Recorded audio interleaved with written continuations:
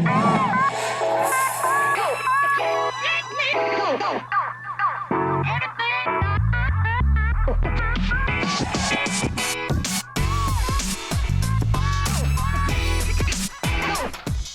welcome to the Book of Dad Radio Show. I'm Dr. Robert Benson. As always, before we get started, we want to say thank you to Jehovah. Thank Him for His Son, Jesus Christ. Thank you for our families. Thank Him for work and our ability to do the things we're able to do. Book of Dad Radio Show. Get us anywhere you get your podcasts. And we're always ready to share great information, have great guests and great, just great everything, including a great engineer that I hang out with who's kind of in the background today, making sure this thing goes off without a hitch. But anyway, Book of Dad Radio Show. Today, we got a very, very special show with a very, very special topic, and I'm going to share some information, 2 words that really shouldn't be talked about in the same breath or synonymous, if you will. That's oppression and education. Imagine here we are in 2021, and we're still having extensive discussions and musings and such about the obstacles in education, particularly for African Americans. Well, today, I have 2 very, very talented and highly educated people to talk to us about this. As a matter of fact, they're so versed on the topic that they've penned a document or a book that I'm going to let them talk about. Without any further ado, I'm going to bring in 2 parts of 3 who have penned a book called Marginalized Voices in Academe for a New Generation of Scholars. I have Dr. Emerald Templeton and Dr. Onda Johnson. I'll allow them both to come in and talk about themselves and the other third of their group, if you will, who's penned this project. So we'll start with Dr. Templeton and say, Dr. Templeton, good evening to you and thank you and welcome to the Book of Dad Radio Show. And let's talk. Let's talk about this. Well, hello. Thank you so much for having us here. I can share a little bit about myself and our group. That, as you mentioned, there's 3 of us. Myself, Emerald Templeton, and then we have Dr. Bridgett Love and Dr. Johnson, who's here with us. Unfortunately, our colleague, Dr. Love, wasn't able to be here with us, but we're really excited to talk about this text. I come to this work as an administrator, an educator, a counselor, a mother, a Black woman. So I look at education through a multiplicity of lenses. So I'm glad to be here. Outstanding. Dr. Johnson. Hi, thank you for having us, Dr. Benson. My background is basically in K-12 education. I actually spent the last 17 years of my career in the policy environment. So I am really coming to this project with that background and bringing forth, what happens at the lower levels of education as students matriculate into higher education. So from my perspective, it is, consideration of what happens before they get there. And then our book actually talks about, all the processes and things that pretty much have impacted throughout their education. But when we get to higher education, the expectation that we have and what we experience were, completely different. So I bring a lens of dealing with, students of color in a classroom environment. And, for a number of years, we're working with students that were in special needs, special education. Mm-hmm. After that, has spent some time in education at the administrative level, just working on, again, like I said, policy related to education. So that's kind of what I bring to the project. Very, very interesting. You both mentioned that. I'm sorry, go ahead. Go on. Yes. I was just going to mention that our colleague, Dr. Love, she's amazing, and I really wish that she could have been with us. But in her absence, I'll just share a little bit about her. She is an administrator as well in the local government environment, but she's also an educator. Her background is in communication studies, and her lens, particularly related to this work, is she has a deep knowledge of Black feminist thought and looking at how we develop community, how we curate community. And that's one of the sections of our text that we'll talk about a little bit today. So she is the one that sort of like holds, the gel, I would say, that holds us together. But really, she's been that person in the various communities that we've navigated throughout our studies. So that's one of the foundational lenses to this text. Okay, sounds good. Well, the thing that I find interesting, and I was going to mention, is that you all having your education and advanced education in education. I very seldom have, very rarely ever met anyone in education that hasn't done research on education. Is that intentional, or have either one of you ever thought about doing research or finding more about other genres or areas besides education? That's a really interesting question. Thank you for asking it, because that's something that we speak to in our text. I think that many of us probably began our studies with hopes of looking at other types of work. I know I started off thinking about education, but in a very specific lens. I wanted to look at the work that I was doing as a counselor, not necessarily evaluating the system of education. But there's a quote that's really powerful, and that like kind of hones in on why I do the work that I do, and I think that speaks to why we did this project, by James Baldwin. And it simply says, the paradox of education is precisely this: that as one begins to become conscious, one begins to examine the society in which he is being educated. So as you go into your studies and you start looking at how the system is set up that you're in, and you start to read the research, and you're looking around the classroom and you're like, wait a minute, this doesn't align with some of the stuff that I'm reading in this text. I think all of us got to a point where we said, well, we need to slow down and kind of look at what's happening here before we get to these other things. I see. Well, Dr. Johnson, let me ask you this question. Yeah. I'm sorry, Dr. Johnson, I was going to ask you a question about you being a policy person. Is there some other policy besides educational policy that you think kind of lends itself to education research, if that makes any sense? If I'm following you correctly, I think that there are other ancillary ways in which education is impacted by the decisions that are made. One that really comes to mind is funding decisions that are made, and how monies are spent in this environment, how much money is spent in this environment, who gets the money that's spent in this environment, and then how is it tracked and actually utilized to support students. So if I were to think about one immediately, I would definitely think about the way in the state legislation, how they make decisions about where funding for around education is going to be placed. Again, other decisions that are made, social decisions, things like what services and what other ancillary supports are going to be provided to students, are also ways in which education is impacted. I mean, it's a social institution, so there's no way to get around anything that's happened in society that education is not going to be impacted by it in some way or another. It's interesting you mention that, because I was trying to tease that out. Is like it seems that while I was trying to tunnel vision towards education, just about everything that we do is impacted by it on some levels. I mean, lunches in schools, on those things that we're talking about. So take a second here. I want you all to tell me, who was it that got this huddle of you three together and said, okay, let's publish this work that we have? How did all this come about? What was the brainchild, if you would, that pulled it all together? That would be Dr. Templeton. Okay. Yeah, I do describe this project sometimes when I'm talking to folks. This is my brainchild, or my love child, because I think that I was feeling very conflicted by some of the experiences that I was having as a student, but also as a practitioner. The wonderful thing about all three of us is that as we were pursuing advanced education, we were all working full time. And that's a little bit different than some of the other doctoral studies that you might be seeing across the country.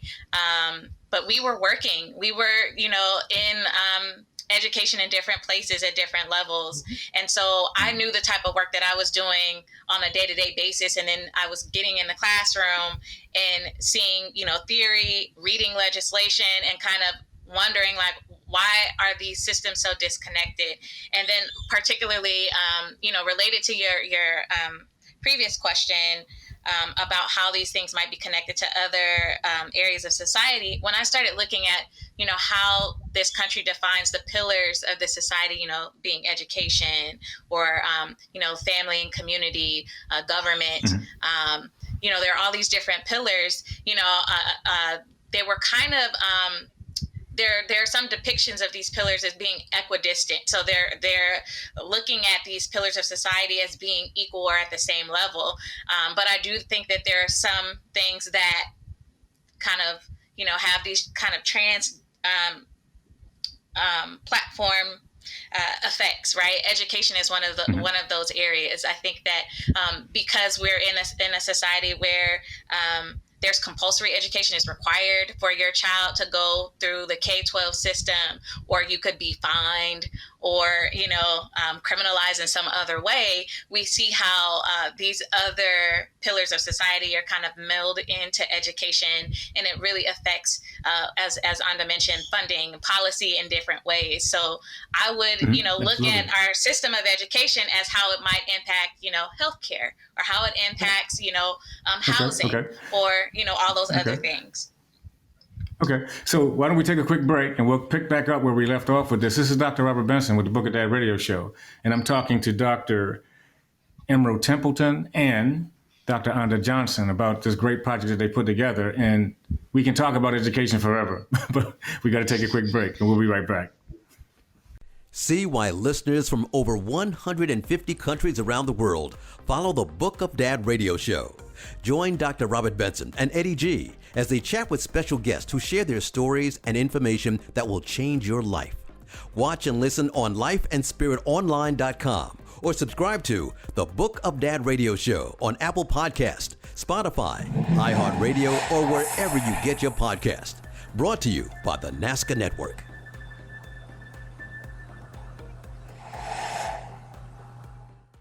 Hey, and we're right back. Dr. Robert Benson, Book of Dad Radio Show with Dr. Emerald Templeton and Dr. Onda Johnson. And we also have a parrot in the background, too, that wants to be on the show. But Dr. Templeton has to work on her parrot pet taken care of, Glenn's, if she will. You know what I'm saying? But I want to share something before we get back into this. I'm a PhD owner, accomplished or whatever. I finished a PhD, and I know a lot of people who have not finished their PhD for various reasons. And the thing that I found the most interesting about what they've done is that they kind of talk about and visit some of those obstacles and those experiences that people have had that have kept them from finishing. I'll share a story with you all about my chair, because my chair was fabulous. I went to Walden University, and she was just unbelievable. I'll mention her name later on, but I'm going to ask Dr. Johnson to now talk about some of the people who are participating in this project, some of the things that they talked about. And I understand that they're from different universities and from various disciplines besides education. Share with us, Dr. Johnson, some of those things that make this particular project and give it the diverse flavor that we're looking for, to where we're not just zeroing in on one particular discipline or university, as it were. Yeah, that was important for us to ensure that when the call went out, that we looked at, the possibility that this phenomenon that we were writing about, our experiences in higher education and graduate school as doctorate students in particular, we wanted to, it's kind of almost like a research project. Was it happening in other places? And when the call went out and the response that we received was great. And as we began to work with the authors, and they began to share their, pin their narratives, and we work with them through the editing process, learning and seeing ourselves in their stories, and seeing the through line between their experiences and ours, and between each other's. These authors are cross disciplines, as you said. Some of them are pursuing PhDs or have completed a PhD, and some of the universities that they represent, like MIT and the Ohio State University, George Washington University, Oral Roberts University. I mean, it's across, we're from the University of San Francisco, but there's the University of Texas at San Antonio. So it's a good representation of experiences and people. And then also I wanted to mention that, these are people of color. So we do have some authors that are representing the Latinx community. We have gendered as far as, male and female or other gendered. We have individuals that are representing the LGBTQIA community. So it's across disciplines, it's across experiences, but there's a through line for all of us. And that was that line that word that you used at the beginning of the segment about oppression in this environment, that we all experienced it. And so the call went out and people responded, and it was like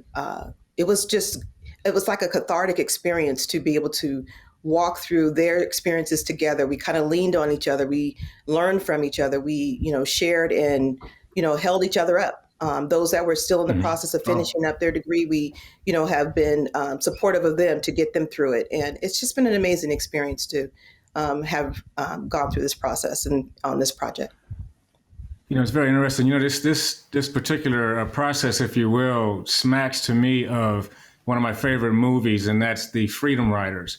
I remember that how they shared their experiences as grotesque as they might have appeared, but when someone got together, said, well, let's pull all these together, let's get these things published and share the experiences, and while everyone was working towards the same goal. So, Dr.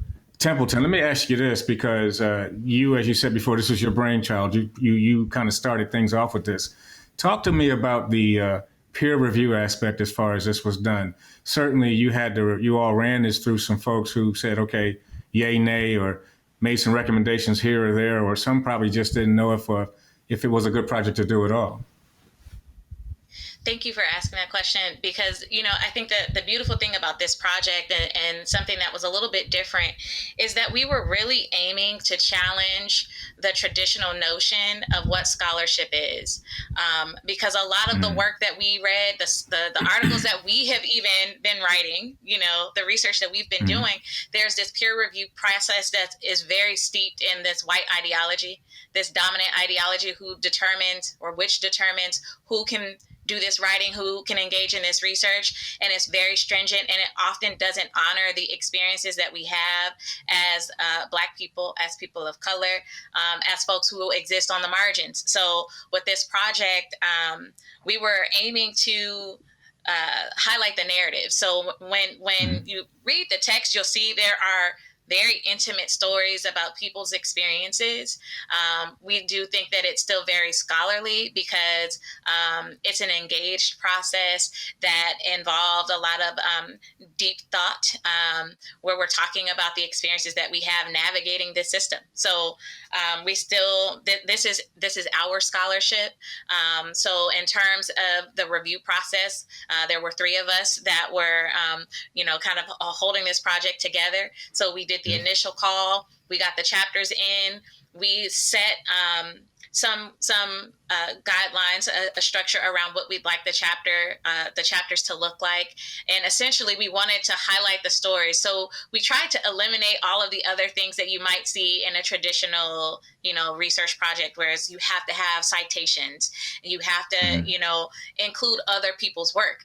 And it's who better knows your story, who better knows, your walk or your narrative than you. You are the experts on your life.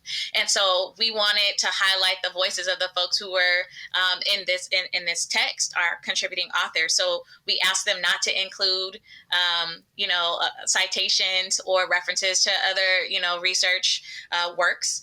And we kind of did like 2 rounds of reviews. So we broke up all the chapters, and each of us read all of the chapters at least once. That's a very good point. Now, see, here's where I shift gears on you. Okay, I want to ask one question. First of all, is that when you did this book, Dr. Johnson, did you all do this while you were working on your PhD, or did you do it afterwards? So as we had completed, all of us had completed our EDDs at the time. Some of the authors were concurrently working on theirs. I do want to add something that Dr. Templeton mentioned. Prior to us actually engaging with the publisher, one of the things we had to do was submit a proposal to them. And that proposal was peer reviewed. And that was an interesting process. I mean, there were some comments that came back from that peer review that could have discouraged us, and we would have just, folded it up and walked away from this, and this project would not have happened. But I want to give, credit to, I can't remember his title, but, the person that we were working with really felt confident that we had a good project to move forward. The peer reviewers, 2 out of 3 of them really downgraded it and didn't think it was going to be a viable project and not something that we could manage. And so again, it was another experience of being put in a situation where our scholarship, our abilities were being challenged. And yet, that there was that one champion in our corner that made the difference. And this book actually happening. Mm-hmm. Wow, that's amazing. I don't know if I answered your question, but I wanted to bring that into light. No, it was a great response. Both of your responses was great, because I really was wondering about, from my experiences that, and you talked about it yourself, Dr. Templeton, about how you always, every time you wrote, you had to have some quoted article here or there, or some process to build on that happened before. And the fact that you all went out there and you established this for yourselves, I think that's very, very trailblazing, if you will. I mean, it's honorable. It's phenomenal. So, but we got about a minute or so left. So I'm going to ask you, Dr. Templeton, I want you to talk about the fact that you had to juggle some things to get all of this done. Very, very briefly, and we'll revisit this on the other side of the break. Talk to us about the time management, your juggling family life and all those things to be successful and complete the projects. It was definitely a juggle. As I mentioned, all three of us were working full time. We thankfully had finished our degrees, but it was a group effort. We would not have been able to do it without each other. But essentially, we backwards mapped. And that's Dr. Love for you. She's great with the scheduling. So she looked at the end of the line where we wanted to be, and we kind of worked our way back to what we needed to do, and we broke everything down month by month. We had monthly meetings that oftentimes went over schedule. So, we're all managing families. I had a baby in the middle of the project. Congratulations. We got it done. Thank you. Yeah. We got it done. Oh, that's outstanding. Hey, well, listen, one of my favorite quotes is from Sean Covey, and he says, you always have to begin with an end in mind. And that's what projects are about. You have a definitive time where you want to get started, and a definitive time when you want to get finished. The thing is, or where the genius comes in, is when you can't get it done within that established time frame. So we're going to talk a little bit more about the juggling aspect when we get back. This Book of Dad radio show. I'm Dr. Robert Benson, and I usually have my main man, Eddie G, but he's making this thing work for us in the background. We'll be right back. You have something special. You have greatness in you. Hello, I'm Les Brown, Mrs. Mamie Brown's baby boy. I want you to spread the word to your family members and friends to listen to LesBrownGreatnessRadio.com. Absolutely. And let me share with you why we're going to be focusing on positive things, because whatever you focus on the longest becomes the strongest. And now more than ever, when the suicide rate has increased over 33%, when the suicide rate of young children between 5 and 11 has doubled, people feeling hopeless and stressed out and powerless, we need programming that can bring out the greatness in them. And that's what we will be focused on. When you listen, it will be an experience that will transform your life. LesBrownGreatnessRadio.com. That's my story, and I'm sticking to it. Hey, and we're right back, Dr. Robert Benson, with Dr. Emerald Templeton and Dr. Onda Johnson. Both are two parts of a three-part author team who have penned a great piece called Evaluating Marginalized Voices in Academia, Lessons for a New Generation of Scholars. When we left off, we were talking about a couple different things, but we're going to shift gears because I understand they both have done some juggling, as many of us are. I've always heard it said that if you want to get something done, give it to someone who's busy, because they always figure out how to get things done. Is that not true? I mean, but I got to dig a little deeper on this, because I want to ask them, is there a little one-upsmanship or some revenge going on in here, where some stuff needs to be revealed about what you went through when you wrote this book there, Dr. Templeton? Talk to us. Well, I wouldn't necessarily say it's revenge, but I would definitely say that this text serves as an intervention. We really, when you think about research or when you think about scholarship, the way that we have been taught is that it should fill a gap in knowledge. That there should be some hole that you're able to, find some findings and put in that hole. Mm-hmm. And that's not always the case. I think that research and scholarship often helps us to shed a light on, issues that may exist. It might help us to look at who's not at the table, what voices are absent. And I think that's exactly what Elevating Marginalized Voices does, because we are elevating the voices that have often been silenced, that have often been ignored, or even, the messages of those voices have been changed or altered to fit, someone else's ideology. So, I think the text is definitely illuminating some of the issues that we see in education as it pertains to the experiences of graduate students. Well, Dr. Johnson, would you comment on that for us? Yeah, I think I would follow suit with that. It's intended to also provide a space and time for conversation. This book could be you put it on your coffee table, wherever wherever you put your books with company. And this is one that we want people to talk about, not just in education, but, just generally, because it is something that impacts us all. As I said earlier, that, everyone, it's one thing that we do in this country. Everyone is educated, at least through the K-12 environment. Whether you go beyond that or not, education is a part of your life. And it's something I think that needs to be talked about. I think it needs to be elevated to the level of, general conversation about what happens. My point was to debunk the mystery of graduate school. I think when I was getting my bachelor's degree, I heard about people going on to their master's into a doctorate, but I was like, was that for me? I wasn't preparing myself for that next level or those next two levels. And it took me some time to get here. I mean, you talk about the juggling. I had, in the time between my bachelor's and master's, I had a family. My husband and I were running a business. We were raising 3 children. And, as I was able to get into my master's, my children were getting older. So we were looking ahead to their education and, was it worth spending the money? By the time I got through my doctorate, my youngest was actually finishing up her bachelor's degree.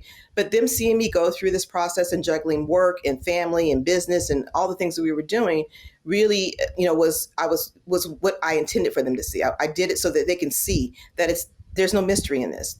Let me be the one to go ahead and let you know what it's like, just like, the mother in me wanted to do. It's like I wanted to blaze that trail. I wanted to open that door. So if they wanted to walk through it, I could support them through that.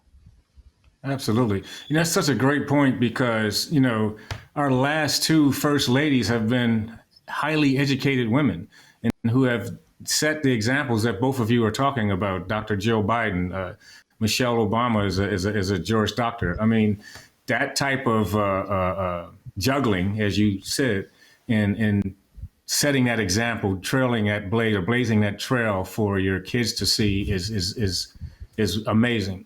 So let's talk a little bit about some statistics, okay? How many people are out there who have started the process of getting a PhD and end up with an ABD, which is all but because of some of the things that you all talk about in your book? Let's talk about some statistics, Dr. Templeton. You have some things to share with us. Yeah, it's really interesting because when looking at this issue of, who is actually in the place of a graduate student, what I found through the National Center for Educational Statistics is that only about 2% of the U.S. population actually has a doctorate, right? 13%, just over 13% have graduate degrees. So that's, master's degrees or, a JD, Juris Doctor, or some other advanced degree. But when we look at folks who actually complete the doctorate, it's only about 50% of folks actually complete. That's across the board. 50% of folks actually complete the doctorate.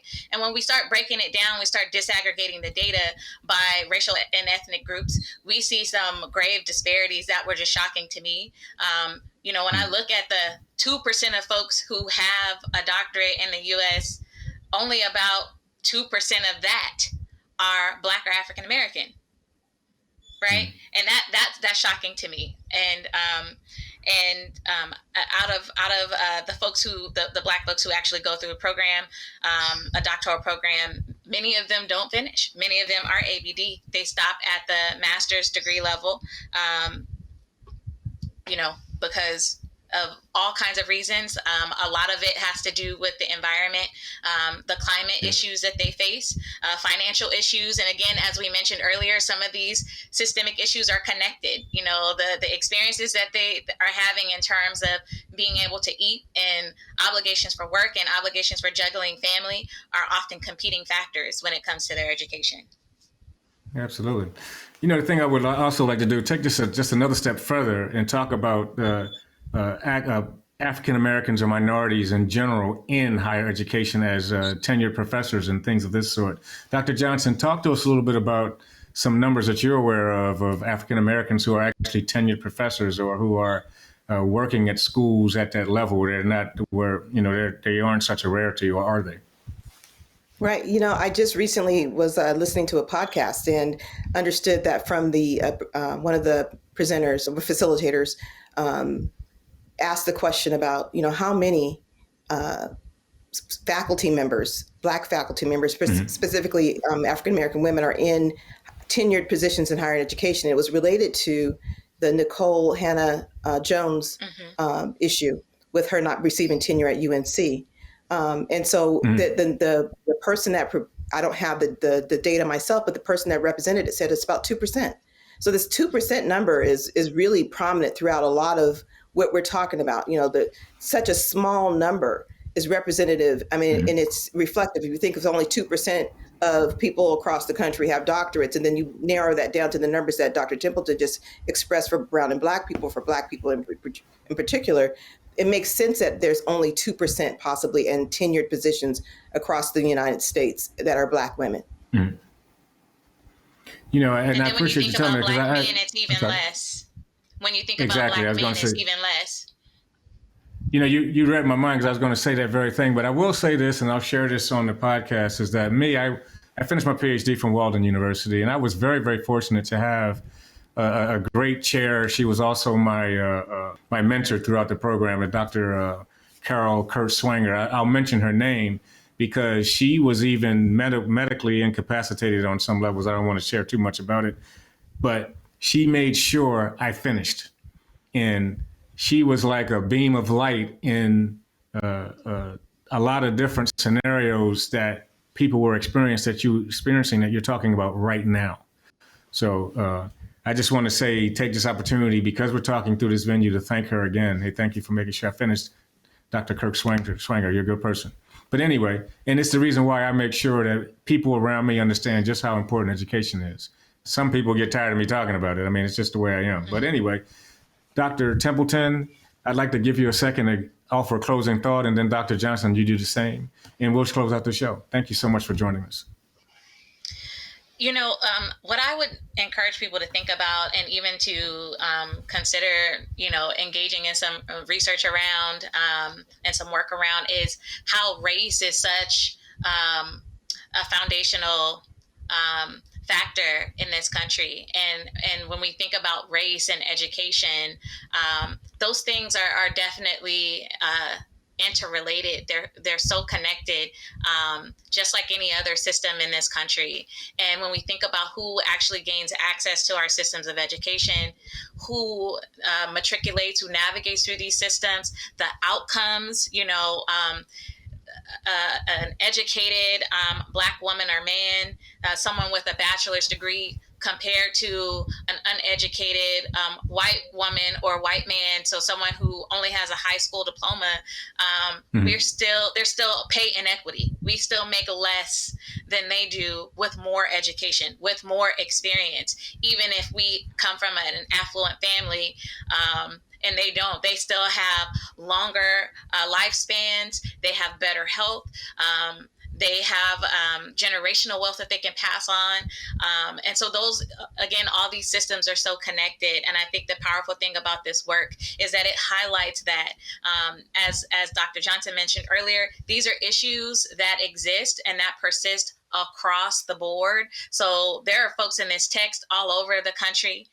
They're in different programs and different disciplines doing different work. Some are faculty, some are practitioners, some are researchers, but they're having the same experiences. So this is work that we need to continue to look at, that we need to continue to engage in. Absolutely. Dr. Johnson? Yeah, and I would say that I think it's persistence is necessary. So beyond all the things that are, put in our way to prevent us from getting to where we need to be, and that is as many as we can to walk through this door. We should persist, we should pursue, we should encourage as many people that look like us, that that are people of color generally, to walk through this door and to be supportive. And we hope the book, Elevating Marginalized Voices in Academe, Lessons for a New Generation of Scholars, is that, support that they needed to get through that process. This is why we wrote the book. This is why the book exists, because if you read the foreword, there's a lot of discussion about the person that wrote it is talking about that. If I had this kind of support, if I knew this existed, the mystery of graduate school, the mystery of the doctoral program would have, we would have been debunked. I would have felt better. I would have felt comfortable, or have comfort in knowing that it wasn't just me going through this process. So let's walk through this. Let's bring people through this door. Absolutely. And Drs. Templeton and Drs. Johnson, thank you so much for being on the Book of Dad radio show. We most certainly enjoyed you being here. And this most certainly will be the foundation of future reference and future research on people sharing these types of experiences. And people won't know what's happening unless we tell them about it. So thank you so much for joining us on the Book of Dad radio show as usual.